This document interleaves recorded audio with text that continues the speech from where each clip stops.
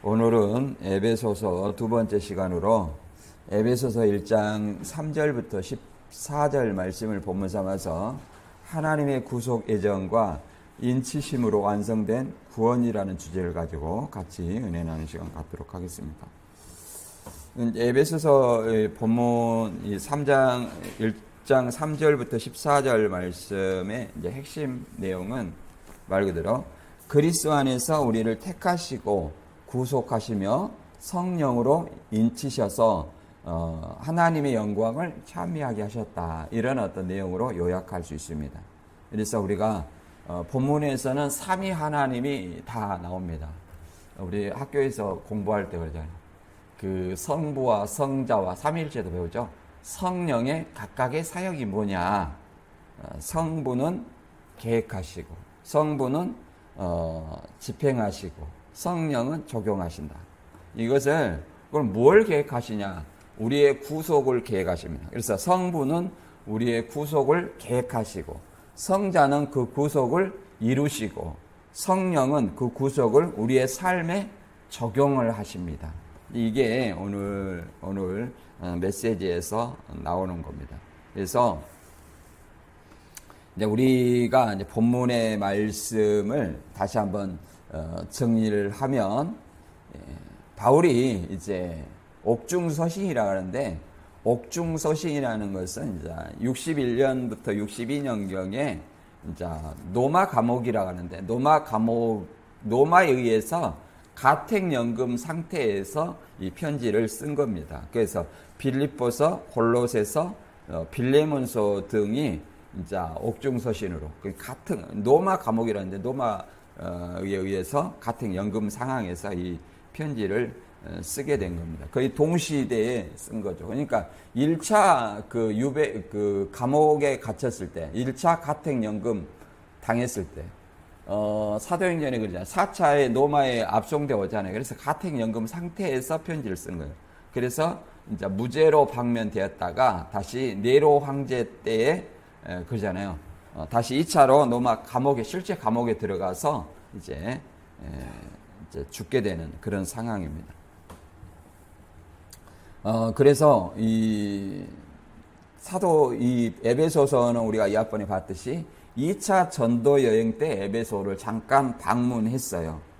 그래서 3차 전도 여행 때 2년 3개월 동안 3년이라 하지만 2년 횟수로는 3년이고 기간은 2년 3개월 동안 회당에서 3개월, 그 다음에 두란노 소원에서 2년 동안 이렇게 복음을 설파해서 말 그대로 에베소서 교회를 세웠죠.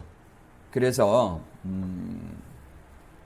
이 에베소서에서 이제 이 에베소서가 말 그대로 그 다신교 사상이 팽배한 곳이었죠. 그 중에 이제 에베소서에서 가장 큰 여신이 뭐냐면 아데미 여신 숭배의 본거지라고 얘기했죠. 그래서 에베소에서 말씀을 전하다가 데메드리오라는 아데미 여신의 신전의 조각을 은으로 만들어 가지고 판매를 하는 경제 활동을 하는 이런 사람이었어요. 그래서 이 굉장히 많은 부를 축적했었는데 바울의 복음으로 말미암아 이것이 자기 생업이 없어질 위기에 처해진 겁니다. 그래서 굉장히 큰 소동을 일으켰는데 이것을 데메드리오 소동, 에베소 소동이라고도 얘기를 합니다. 이렇게 이제 부딪히는 일이 있고 다양한 어떤 민족과 이런 어떤 사상이 공존하는 어떤 지역이었습니다. 에베소에서는 말 그대로 계시록에서도 7교회 중에 하나로 계시록을 받아본 편지 수신자 중에 하나죠. 그래서 이 본문의 어떤 기록 목적은 교회의 본질이 뭐냐? 유대인과 이방인이 그리스도 안에서 하나 된 새로운 인류로서 교회를 얘기를 합니다. 그래서 그리스도의 몸된 교회로서 얘기를 하고 이 교회는 신약의 교회는 구약의 이스라엘을 승계하는 어떤 교회다 이렇게 얘기를 합니다. 이제 이것이 세대주의와 좀 차이점이 있는데 세대주의는 이것을 엄격하게 분리해요. 이스라엘은 이스라엘이고 교회는 교회다. 이것을 이걸 원격에 분류하는데 우리는 이것을 같이 승계를 했다. 이렇게 봅니다. 왜 그러냐면 이스라엘, 그 다음에 유대인, 아브라함의 후손이 혈통으로 이어졌지만 아브라함의 후손이 유대인이고 이스라엘이죠. 이 선민의 칭호가 이제 어디로 오냐면 예수 그리스도를 통해서 이제 그리스도인에게 옮겨온 거예요. 그 그리스도인의 모임이 뭡니까? 교회라는 거죠. 그래서 승계했다 이렇게 보는데 그들은 문자적으로 딱 이렇게 구분해서 완전히 봅니다. 그리고 본문에서 이제 뭐가 있냐면 예정론하고 선택에 대해 무조건적 선택에 대해서 잠깐 언급이 되는데 이제 칼빈의 5대 교리가 뭐 학교 다니신 분들 다 알겠죠. 전무제 불성 이렇게 외우시죠. 전무제 불성, 전적 타락, 무조건적 선택, 그 다음에 제한 속죄, 그 다음에 불가한적 은혜, 성도의 견인 뭐 이런 어떤 건데 이제 여기서 대부분 문제가 되는 것이 무조건적 선택과 이제 예정론이 이제 이단들에 의해서 많이 공격을 받는 겁니다. 예정론이 말 그대로 선택과 책임이라는 것을 배제하는 것처럼 마치 그렇게 배제해서 마치 운명적으로 정해져 있다는 것처럼 얘기를 합니다. 그 이단들은. 그러나 그것이 아니라 창세부터 그리스도 안에서 우리를 택하시기로 예정했다. 이럽니다. 이게 그리스도가 들어가야 돼요. 무조건적 선택도 마찬가지로 이게 하나님의 절대 주권, 우리는 이제 계획주의는 절대 주권을 믿잖아요. 그래서 무조건적 선택도 어떤 개인의 선행이나 의지나 혈통이나 이런 어떤 조건이 아니고 하나님의 선택으로 인해서 이렇게 우리가 구원받았다. 누구 안에서? 그리스도 안에서. 여기 다 뭐예요? 그리스도를 믿는 자를 선택한다는 거예요. 그러니까 선택과 책임을 배제하는 것이 아니에요. 다만 이제 좀 예정론이라는 것은 이제 그리스도 안에서 그잖아요. 믿는 자를 선택하시고 안 믿는 자를 버리시겠다. 유기라는 어떤 것을 이렇게 예정이 돼 있죠. 이제 이런 것들을 잘못 설명하면 그리스도를 빼놓고 설명하면 오해하기 딱 좋은 교리입니다. 그래서 여러분들이 잘 이런 것들을 이해하시기 바랍니다. 그래서 본문은 이 바울이 로마 감옥에 갇힌 상황에서 에베소 교회의 말씀을 통해서 삼위일체의 구원의 사역을 찬양하는 송가라고 얘기할 수 있습니다. 이 말씀을 통해서 그리스도 안에서 우리에게 주어진 하늘에 속한 모든 신령한 복의 근원과 그 내용, 그리고 구원의 시작부터 완성까지. 구원의 시작은 예수 그리스도를 믿음으로 시작이 됩니다. 하나님 자녀는. 완성은 뭐예요? 재림으로 완성이 되는 거죠. 완성까지 이어지는 하나님의 주권적인 계획과 이 계획이 예정이죠. 그 안에서 우리 성도들이 누리는 특권들에 대해서 이 시간 얘기하고자 하는 겁니다. 그래서 하나님의 구원 계획을 더 깊이 이해하고 그 진리가 우리 신앙생활에 또 삶에 적용되기를 바랍니다. 오늘 본문 한번 읽어보고 알아보도록 하겠습니다. 본문 에베소서 1장 3절에서 14절 말씀입니다. 찬송하리로다 하나님 곧 우리 주 예수 그리스도의 아버지께서 그리스도 안에서 하늘에 속한 모든 신령한 복을 우리에게 주시되 곧 창세전에 그리스도 안에서 우리를 택하사 우리로 사랑 안에서 그의 앞에 거룩하고 흠이 없게 하시려고 그 기쁘신 뜻대로 우리를 예정하사 예수 그리스도로 말미암아 자기의 아들들이 되게 하셨으니 이는 그가 사랑하시는 자 안에서 우리에게 거저 주시는 바 그의 은혜의 영광을 찬송하게 하려는 것이라.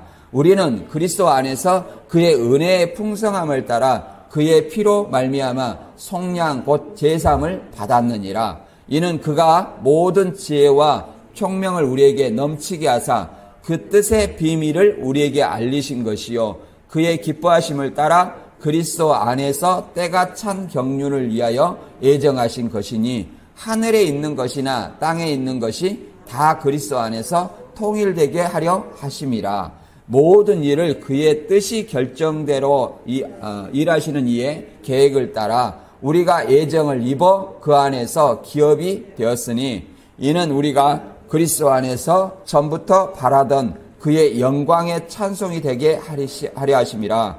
그 안에서 너희도 진리의 말씀 곧 너희의 구원의 복음을 듣고 또 그 안에서 또한 믿어 약속의 성령으로 인치심을 받았으니 이는 우리 기업의 보증이 되사 그 얻으신 것을 속량하시고 그의 영광을 찬송하게 하려 하심이라.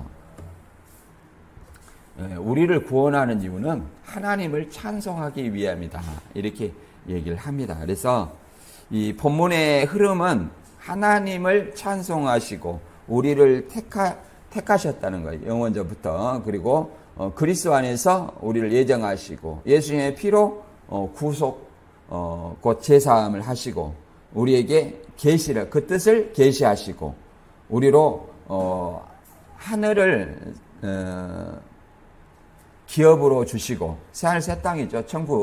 천국을 기업으로 주시고 기업이 되게 기업을 주시기 위해서 우리에게 성령으로 인치셨다는 것은 자녀 삼았다는 얘기죠. 이렇게 하신 이유는 하나님을 찬송하게 하기 위해다. 이렇게 얘기합니다. 그래서 본문을 한마디로 요약하면 창세 전부터 시작된 하나님의 구원 계획이 성부의 예정, 성자의 구속, 성령의 인치심을 통해서 성도에게 이루어졌음을 선포하며 이 모든 구원이 오직 하나님의 은혜와 영광을 찬미하게 하기 위한 것임을 강조하는 내용입니다. 따라서 하나님이 우리의 구원하는 것은 우연도 아니며 인간의 공로도 아닙니다. 창세 전부터 준비된 하나님의 은혜의 경륜 안에서 성부 하나님께서 택하시고 성자 예수 그리스도의 피로 구속하시며 성령 하나님께서 우리를 인치셨습니다. 이 모든 구원은 하나님의 자신의 영광을 찬송하게 하려는 것이라고 하나님의 계획을 우리에게 선포하고 있습니다. 그래서 이제 우리가 그 본문 말씀을 통해서 우리가 하나하나 알아보는데 지도를 한번 보면 아데미 신전을 한번 볼까요? 아데미 신전. 아데미 신전 있죠? 여기서 이제 이런 것으로 제우스나 헤르메스 신전과 그 신상을 세워놓고 성경에서 우상이라는 것은 다 신의 형상이에요. 우리 하나님의 입장에서는 신이라고 인정할 수 없으니까 그냥 우상이라고 표현한 거예요. 그걸 우리는 착각해서는 안 됩니다. 왜 그러냐면 이단들이 거짓 목자다 이렇게 얘기하니까 거짓 목자하고 신하고는 차원이 다르죠. 그래서 이 다산의 여신 아데미 요 신전 이것을 데메드리오라는 사람이 은장색이라고 하잖아요. 은으로 이렇게 만들어 가지고 이것을 팔아먹었다는 거예요. 그래서 이게 굉장히 직공들까지 두고 하니까 굉장히 큰 사업체를 기업을 운영하고 있던 사람이에요. 그래서 바울이 이 복음을 전해서 그러잖아요. 복음을 전하니까 이 우상 숭배로 인해서 영업하고 있는 이 경제를 누리고 있던 사람들이 타격을 입어요. 그래서 자기 생계가 걸린 일이라 아주 큰 소동을 벌인 일이죠. 이런 어떤 문제가 굉장히 큰 문제가 되었죠. 그리고 그 위에 지도를 보면 한번 밑으로 내려보세요. 요거 우리가 늘 고린도서에서도 우리가 봤지만 에베소에서 그러잖아요. 에베소에서 고린도 고전 편지를 보냈어요. 누굴 통해서? 디도를 통해서. 그래가지고 다시 이제 돌아옵니다. 근데 무슨 소식을 들었냐? 고린도에서 많이 들었죠. 고린도에 이미 누가 있어요? 그 유대로부터 온 거짓 사도들이 바울 사도의 사도권을 문제 삼습니다. 그래서 고린도 교회 고린도 전설을 배척하고 이 고린도 교회가 무너지는 것을 봐서 에베소에 있던 바울이 급하게 고린도를 방문합니다. 그런데 이미 거짓 사도들의 미혹에 넘어간 고린도인들이 여기서 되돌아가요. 되돌아가는 겁니다. 그래서 당신은 사도가 아니다. 우리는 당신을 믿을 수 없다고 돌아가는 겁니다. 다시 어디로 돌아가요? 에베소로 돌아가요. 너무 그 아픈 마음 그자는 그 심각한 그런 어떤 마음을 눈물로 이렇게 그 편지를 써가지고 디도편에 다시 보냅니다. 디도편의 편지를 받아본 이 고린도 교인들이 회개를 합니다. 그러니까 이걸 통해서 이 사도 바울이 말에는 조라나 설교는 잘 못하는데 편지가 너무 잘 쓴다. 글에는 좋다는 거예요. 감동시킬 만큼 이런 어떤 말이 나오게 되는 거예요. 그래서 눈물로 쓴 편지를 통해서 이렇게 보내고 그 다음에 드로아로 가서 그잖아요. 드로아로 가서 이 디도가 오기를 기다렸는데 안 온 거예요. 여기서 드로아에서 전도의 문이 열렸지만 복잡한 마음을 통해서 이제 그 마게도냐는 뭐냐면 데살로니가, 베레아, 뭐 이런 빌립보서 이 세 교회가 그 마게도냐 교회예요. 마게도냐로 갑니다. 그래서 마게도냐에서 이제 누가 오는 거예요? 디도를 만나게 되는 거죠. 디도를 만나게 되는 거죠. 이게 이제 고린도 얘기고, 에베소에서는 2차에 에베소를 잠깐 들렸어요. 그리고 다시 돌아갑니다. 그리고 3차에 다시 2차에 만난 사람이 누구냐면 그 아볼로라는 사람이죠.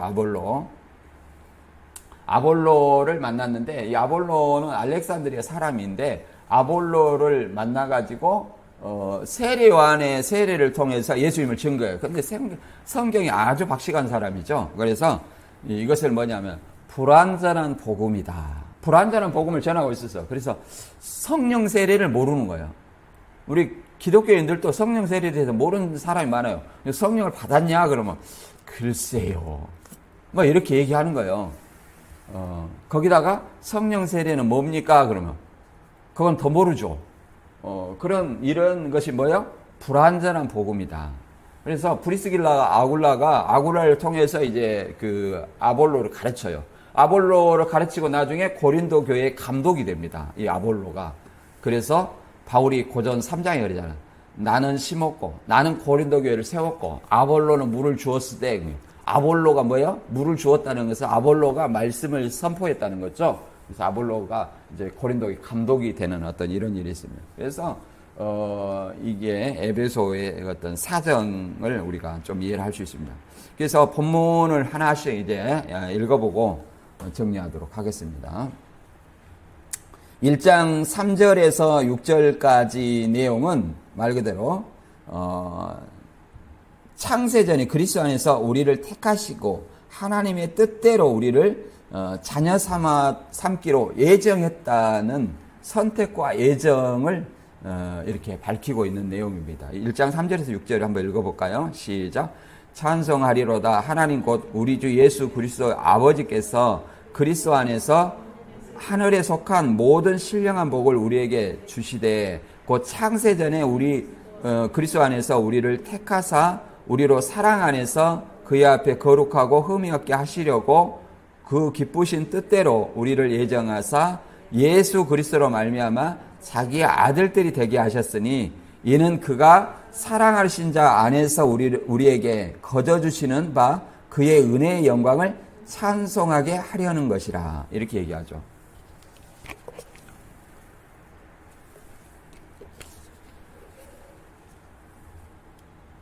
이것을 4절과 5절을 현대인의 성경으로 읽어보면 이렇게 되어 있습니다. 하나님은 우리가 자기 앞에서 거룩하고 흠이 없게 하시려고. 그러니까 하나님 앞으로 나아갈 때 죄인은 어떻게 돼요? 바로 죽게 됩니다. 그래서 우리에게 하나님에게 나아갈 수 있려면 어떻게 돼요? 죄 사함을 받고 거룩하게 돼요. 흠이 없어야 돼요. 그래서 거룩하고 흠있게 하시려고 세상을 창조하기 전에, 창세 전에 그러죠. 세상을 창조하기 전에 그리스도 안에서 우리를 선택하셨습니다. 그러잖아요. 그리스도 안에서가 빠지면 이게 예정론이 굉장히 이해하기 어렵습니다. 우리를 선택하시고, 그러나 이것은 하나님의 주권적인 것, 절대 주권을 얘기하는 거죠. 우리를 사랑하셨기 때문에 하나님은 예수 그리스도를 통하여 그분의 기뻐하시는 뜻을 따라 우리를 자기의 자녀로 예정하셨습니다. 그러잖아요. 이제 선택과 예정이 여기 나오는데, 그리스도를 통하여, 그러니까 우리의 어떤 선택과 책임이 배제되는 것이 아니에요. 내가 그리스도를 믿으면 어떻게 된다는 거예요? 믿으면, 우리가 선택받은 자고, 안 믿으면 어떻게 되는 거예요? 우리는 유기되는 자예요. 선택과 책임을, 내가 그리스도를 선택하느냐, 선택해서 믿느냐 안 믿느냐는 내 개인의 자유의지가 없는 건 아니에요. 자유의지를 제외하면 그러잖아요. 우리는 운명론에 빠지게 됩니다. 그래서 예수 그리스도를 통하여, 여기도 뭐예요? 예수 그리스도를 통하여 그의 기뻐하시는 따라서 자기의 자녀로 예정했다. 그러니까 예수 그리스도를 믿는 자를 하나님의 자녀로 삼기로 예정했다. 이렇게 얘기를 하는 겁니다. 그래서 로마서 8장 29절에도 하나님께서 미리 아신 자들 자기 아들의 모습을 닮게 하시려고 그들을 예정하시고 그리스도가 많은 성도들 가운데 맏아들이 되게 하셨습니다. 하나님은 모든 예정하신 사람들을 부르신 그들을 의롭다고 인정하시고 의롭다고 인정하신 그들을 또 영화롭게 하셨습니다. 구원의 서정이 나오죠. 이렇게 예수 그리스도를 믿음으로 말미암아 의롭다 인정하시고 그 의롭다 인정하신 사람을 또 영화롭게 하시는 거 뭐예요? 마지막 때 영화롭게 되는 거예요. 여기서 예정이라는 것은 헬라어로 프리올리사스인데 하나님이 계획 자체를 강조하는 겁니다. 하나님의 계획, 예정이라는 계획이에요. 이걸 그잖아요. 제가 한번 자꾸 얘기했지만 서울대는 뭐 몇 점 이상인 사람 들어가기로 예정했다. 계획해놨다. 우리는 그 계획 안에 들어가기 위해서 노력만 하면 됩니다. 그렇듯이 예수 그리스도를 통해서 선택하기로 준비했고 아들들이 되게 하기 위해서 예수 그리스도로 말미암아 아들들이 되겠다는 거예요. 그러니까 예수 그리스도를 믿냐 안 믿냐는 이제 우리의 선택이 있는 거죠. 우리는 이제 예수 그리스도를 믿기 때문에 선택을 받았고 예정을 입었다 이렇게 말할 수 있는 거예요. 그러므로 우리는 그들의 많은 사람들이 그리스도의 그 하나님의 계획 안에 들게 하기 위해서 복음을 전하는 또 사명을 가졌죠. 선택이라는 것은 하나님의 계획을 수행할 수 있는 방법이나 수단을 얘기합니다. 하나님의 계획을 수행할 수 있는 방법이나 수단을 이렇게 선택이라고 얘기를 합니다. 그래서 이 내용을 우리가 좀 이해를 해야 되고 디모데후서 1장 9절에도 하나님이 우리를 구원하사 거룩한 소명으로 부르심은 우리의 행위대로 하심이 아니요 오직 자기의 뜻과 영원자부터 그리스도 예수 안에서 우리에게 주신 은혜대로 하심이라. 이게 선택이죠. 무조건적 선택. 하나님의 주권이 달려있다는 거, 주권. 예수 그리스도 안에서 우리를 영원자부터 은혜로 부르셨다. 소명으로 부르심은 이렇게 얘기하잖아요. 그래서 하나님의 어떤 우리가 다른 교파와 차이점이 예정론과 무조건 선택이라 했는데 그 무조건 선택이나 예정론의 중심에 있는 것이 하나님의 주권적인 은혜, 절대 주권이 있습니다. 이것을 우리는 잘 방어하지 못하는데 다니엘서 보면 우리가 그걸 잘 나와 있고 또 우리가 니부가의 뱃속에 에서와 야곱이 있을 때 뭐라고 그랬습니까? 그들이 그러잖아요. 뱃속에 있으니까 에서와 야곱이 무슨 행위를 할 수 있어요? 없어요?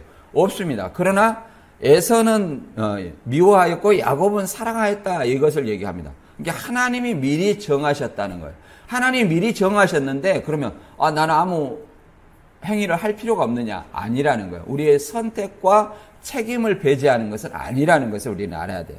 그래서 신명기 7장 6절에도 이 택함에 대해서 이렇게 얘기합니다. 너는 여호와 내 하나님 성민이라.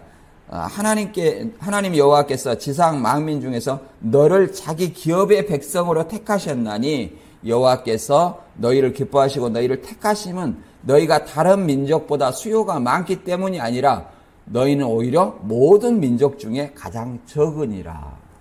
그래서 마지막에 택함 받은 자도 수가 많아요, 적어요? 적다고 얘기를 합니다. 적다고. 왜 그러냐면 청함을 마태 22장에 그러잖아요. 청함을 받은 자들한테 택함을 입은 자는 적으니라. 이렇게 얘기합니다. 그래서 그 다음에 이제 에베소 1장 7절과 8절에서는 하나님 그리스도 예수 안에서 구속과 죄에 대해서 얘기를 합니다. 같이 읽어볼까요? 우리는 그리스도 안에서 그의 은혜의 풍성함을 따라 그의 피로 말미암아 속량 곧 제사함을 받았으니라. 이는 그가 모든 지혜와 총명을 우리에게 넘치게 하사. 이렇게 얘기합니다. 6절까지는 그 하나님의 뜻과 계획을 깨달을 수 있는 영적인 통찰력을 동반한 방면, 자, 여기는 구원 계획이 어떻게 실현되는가 그 방법을 얘기하고 있는 거예요. 예수 그리스도의 대속적 죽음을 통한 제사함에 초점을 맞추고 있는 거죠. 피로 말미암아 속량 곧 제사함. 그러니까 속량이라는 어떤 의미는 예를 들어 당시 로마 제국 사회에서는 수많은 노예들이 존재했습니다. 그래서 구속이라는 말을 구속이 속량이에요. 속량은 구속 또 구원이라는 말로도 같은 의미로 사용됩니다. 구원, 구속, 속량 이런 어떤 의미가 같은 의미로 사용됩니다. 그래서 값을 지불하고, 속량의 의미는 뭐냐? 값을 지불하고 노예를 해방시키는 개념이에요. 이 개념을 바울은 이 속량이라는 개념에 대해서 설명합니다. 우리는 재노예된 상태에서 그리스도의 피값으로 해방된 성도들이 영적인 자유를 누리게 되는 거예요. 그래서 그리스도 해방된 성도는 뭐냐? 그리스도 안에 있을 때, 그리스도 영역 안에 있을 때 우리가 자유를 누린다. 이렇게 얘기합니다. 그래서 구속 또는 속량 이렇게 얘기합니다. 그 피값으로 예수님 우리 죄를 사했기 때문에 우리가 속량 받았고 제사함 받았다. 그럼 우리는 누구 거예요? 예수님 것이다. 우리는 예수님 것이다. 그러므로 예수님의 품 안에 있을 때 우리가 자유를 누리는 것이 벗어나면 예수님의 통제에 벗어나면 책임질 수 없는 거죠. 그런 논리입니다. 그래서 골로새서 1장 13절에도 이렇게 얘기를 하죠. 예수님이 우리를 흑암의 권세에서 건져내사 그의 사랑하는 아들의 나라로 옮기셨으니 그의 아들 안에서 우리가 속량 곧 제사함을 얻었다. 속량 곧 제사함이겠죠. 이게 아들의 나라, 예수님의 나라로 옮겼다. 그죠? 흑암과 사망에 거하는 그곳에서 아들의 나라로 옮겼다. 생명의 나라로 옮긴 것이죠. 예수 그리스도를 믿는 것이. 그래서 우리를 부르심 받은 자들 이렇게 표현합니다. 그리스도인들을 세상에서 사망에 죽을 수밖에 없는 세상에서 우리를 생명 안으로 부르셨다. 이렇게 표현할 수 있습니다. 로마서 3장 24절과 5절에도 이렇게 말합니다. 속량에 대해서 그리스도 예수 안에 있는 속량으로 말미암아 하나님의 은혜로 값없이 의롭다 하심을 얻은 자 되었느니라. 이렇게 얘기합니다. 이게 속량은 뭐 예수님의 피값으로 우리를 사셨다는 거. 이게 속량이고 은혜로 우리가 아무런 어떤 행위를 하지 않았어요. 그냥 하나님의 값없는 은혜로 우리가 어떤 행위나 혈통이나 이런 것이 아니라 값없이 의롭다, 의인이라 인정을 받은 자 되었다는 거예요. 그래서 그러면 왜 이렇게 이 제사함의 원리, 속량과 제사함의 원리는 뭐냐면 율법에서 미리 정했기 때문에 짐승의 피로서는 온전함을 얻을 수 없기 때문에 더 좋은 제물로 이렇게 얘기합니다. 히브리서 9장 22절에 율법에 의하면 거의 모든 것이 다 피로써 깨끗하게 되며 피 흘림이 없으면 죄의 용서도 없습니다. 그래서 제사함에서는 반드시 피 흘림이 있어야 된다는 원리를 설명하는 겁니다. 그래서 짐승의 피로서는 율법에서 자유롭게 쉽게 할 수 없어요. 그래서 예수님께서 자기 피로, 더 좋은 재물, 자기 피로서 영원한 속죄를 이루셔서 우리를 속량하셨다는 사실입니다. 이런 어떤 내용이 6월절 어린 양의 피와 그 다음에 이사야 53장 5절에 또 어린 양의 피, 어린 양의 십자가의 죽음을 이렇게 예표하는 내용이 있습니다. 그가 찔리면 53장 5절에 그가 찔리면 우리의 허물 때문이요 그가 상하면 우리의 죄악 때문이라. 그가 징계를 받음으로 우리는 평화를 누리고 그가 채찍을 맞음으로 우리는 나음을 받았도다. 이 그리스도의 대속적 죽음이 인류의 죄를 담당하기 위한 하나님의 계획이라는 사실이 이렇게 성경에 미리 기록되어 있습니다. 그래서 그리스도의 희생으로 우리는 죄에서 해방되어 참된 자유를 알았다. 참된 자유를 얻었으며 이 자유는 육체의 욕망이 아닌 하나님의 뜻에 따라 살아가야 하며 속량 곧 죄에 노예된 자를 예수님의 피값으로 치르시고 자유롭게 하는 행위로 구원받은 자는 지혜롭게 세상을 분별하며 말씀에 순종하는 성화의 삶을 살아야 함을 얘기를 하고 있습니다. 그 다음에 9절에서 10절은 이제 하나님의 뜻의 비밀과 예수 그리스도를 통해서 만물을 통일하게 하는 그의 계획이 담겨 있습니다. 한번 읽어볼까요? 그 뜻의 비밀을 우리에게 알리신 것이요 그의 기뻐하심을 따라 그리스도 예수 안에서 때가 찬 경륜에 의하여 예정하신 것이니 하늘에 있는 것이나 땅에 있는 것이나 다 그리스도 안에서 통일되게 하려 하심이라. 통일교 명칭을 여기서 지은 거예요. 통일교. 이것은 이제 구원이 개인적인 차원을 넘어 우주적인 차원의 하나님의 큰 계획과 연결되고 구약에 부분적으로 계시되었던 하나님의 비밀의 경륜인 그리스도 안에서 온전히 드러남을 얘기합니다. 때가 찬 경륜이라는 것은 말 그대로 관리와 경영을 얘기합니다. 관리와 경영, 계획을 얘기하는 거죠. 그래서 구원 계획의 시간이 충만하게 되면 그리스도를 통해서 통일되게 된다. 그럼 언제요? 재림 때. 이것을 그 뜻의 비밀, 그리스도를 통해서 알리신 것이고 그리스도 안에서 때가 찬 경륜을 그러잖아요. 때가 찬 경륜을 예정하신 것이니 때가 찬 경륜이 뭐예요? 하나님의 어떤 계획하시고 이루시고자 하는 것을 경륜이라고 말합니다. 그것이 뭐예요? 그걸 예정했는데 그것이 뭐예요? 10절에 다 모든 만물이 그리스도 안에서 통일되게 하려는 것이다. 이렇게 얘기를 하는 것입니다. 그 뜻의 비밀이라는 것은 고전 2장 7절이나 이렇게 얘기합니다. 그의 은밀한 가운데 하나님의 지혜를 말하는 것으로 곧 감추었던 것인데 하나님이 우리의 영광을 위해서 만세전에 정하신 것이라. 곧 누굽니까? 예수님의 십자가를 통해서 구원받게 하는 것이에요. 이런 어떤 계획은 창세기 때에 요셉의 사건을 통해서 우리가 잘 나타나 있습니다. 45장 7절에 보면 그러잖아요. 형제들이 요셉을 팔아서 이제 애굽으로 식량 때문에 오게 됩니다. 그런데 뭐라고 말합니까? 하나님의 큰 구원으로 당신들의 생명을 보존하고 당신들의 후손을 세상에 두시려고 나를 당신들보다 먼저 보내셨나니. 그러니까 형제들의 악행을 뭘로 바꾸는 거예요? 하나님의 계획 속에서 선행으로 바꾸시고 그 생명을 보존하기 위해서 이렇게 악한 역할도 하게 하셨다. 예수님이 십자가를 달리기 위해서 누구요? 유다를 악행, 또 대제사장 장로들의 악행, 또 빌라도를 통해서 이렇게 십자가의 구속을 이루신 것도 다 하나님의 이렇게 계획 안에 이루셨다. 50장 20절에도 그래요. 당신들은 나를 헤아려 하였으나 하나님은 그것을 선으로 바꾸사 오늘과 같이 많은 백성의 생명을 구원하게 하셨나니 이렇게 말합니다. 형제들은 악행을 했으나 그잖아. 하나님이 그것을 선으로 바꾸셔가지고 많은 백성 누구를요? 야곱의 가족들을 구원하기 위해 이렇게 했다는 거예요. 더 나아가서 그리스도를 통해서 모든 인류가 다 진리를 통해서, 예수님의 진리를 통해서 구원받게 하려는 거예요. 그래서 하나님은 이렇게 계획을 우리에게 세우시고 우리에게 복음을 주셨습니다. 그래서 유대인들이 안 믿었게 돼요. 복음이 이방인에 퍼졌고, 그래서 이제 십자가 부활을 통해서 믿을 만한 증거를 주신 거예요.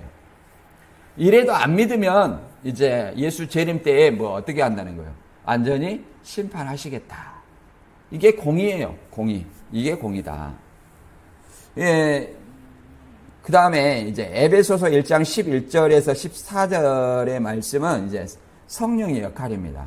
하나님의 소유된 백성과 성령의 인치심. 성령의 인치심으로 말미암아 하나님의 소유된 백성이 되는 거예요. 하나님의 소유된 자녀가 되는 거죠. 자녀가 되는 거예요. 이걸 한번 읽어보겠습니다. 모든 일을 그의 뜻의 결정대로 일하시는 이의 계획을 따라 우리가 예정을 입어 그 안에서 기업이 되었으니 이는 우리가 그리스도 안에서 전부터 바라던 그의 영광의 찬송이 되게 하려 하심이라.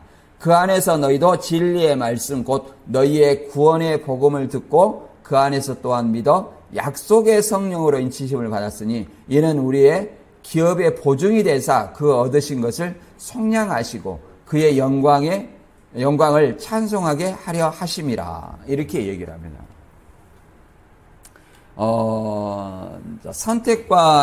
선택과 예수의 구속을 통해서 얻은 영광스러운 신분과 계획을 설명하고 있습니다. 그래서 이제 구원이 개인에게 어떻게 적용되고 확증되는가를 설명하는 것이에요. 여기서 인치심이라고 얘기를 했는데, 우리 인치심을 이제 이단들이 많이 오해를 하는 거예요. 그리고 우리 또 인치심에 대해서 우리 기독교에 대해서는 설명을 잘 안 해요. 그렇죠. 예수를 믿음에 대해서만 얘기를 하죠. 인치심이라는 것은 스프라기조로 이렇게 보증과 함께 사용됩니다. 보증은 알라본이라는 어떤 헬라어로 고대 근동에서 소유권의 확증, 그 다음에 보호와 권위, 진품을 보증, 그리고 미래 지불에 대한 계약금의 의미로 사용되었습니다. 그러니까 우리가 많이 사용되는 것은 소유권의 확정, 이거는 많이 사용되잖아요.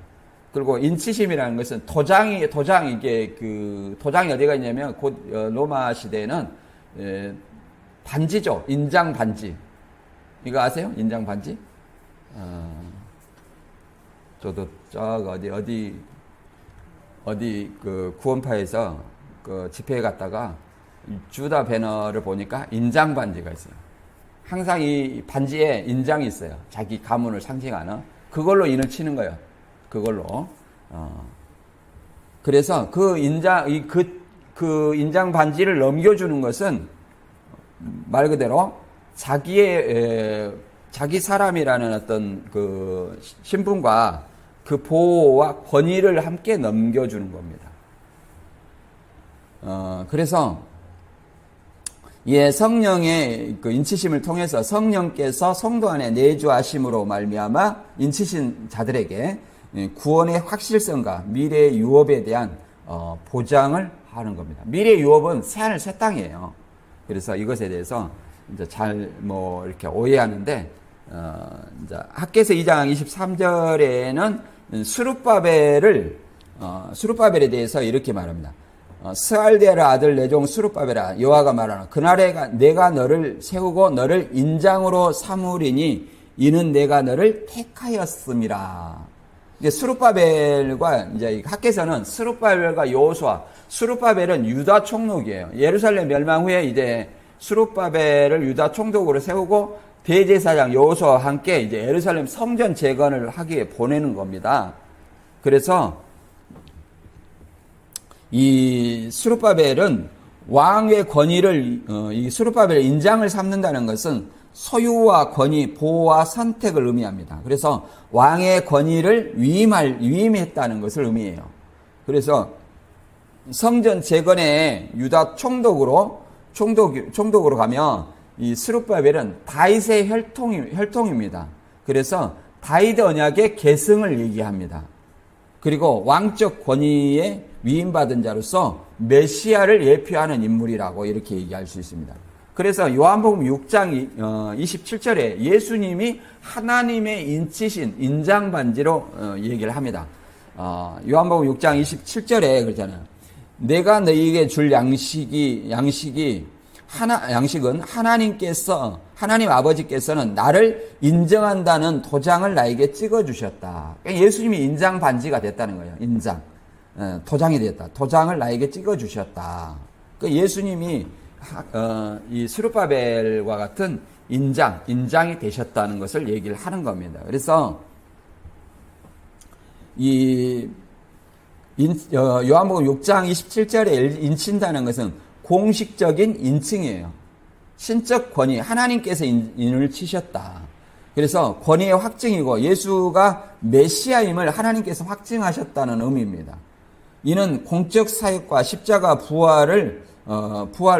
부활로 인정받은 자, 구원의 공급자인 메시아로 인쳤다는 어떤 의미로 해석할 수 있어요. 근데 신천지는 이것을 수룹바벨을 인으로 삼았다 그러니까 이게 사람의 인이다, 말씀을 새긴다, 이걸로 이해하는데 메시아를 상징하는 존재다. 그리고 요한복음 6장 27절도 하나님께서 인쳤다는 것은 하나님이 예수님에게 말씀을 주었기 때문에 말씀으로 인쳤다, 이런 어떤 논리로 세우는데 그것이 아니라 하나님께서 말 그대로 메시아로서 인쳤다, 인장반지로서 삼으셨다는 어떤 그런 어떤 의미로 우리가 이해를 할 수 있습니다. 그래서 고린도후서 1장 22절에도 이렇게 얘기하죠. 그가 우리에게 또한 인치시고 보증으로 우리 마음에 성령을 주셨느니라. 그러죠. 이게 복음을 그잖아. 13절에 그잖아. 진리의 말씀, 복음을 듣는 자들에게, 듣고 믿는 자들에게 뭘 줘요? 성령으로 인치시는 거예요. 그리고 성령으로 인치시고 보증으로 뭘 주는 거예요? 성령이 하나님의 인침받아 하나님의 자녀가 되신 자녀가 되는 그 성도의 마음속에 내주하시는 것입니다. 보증으로.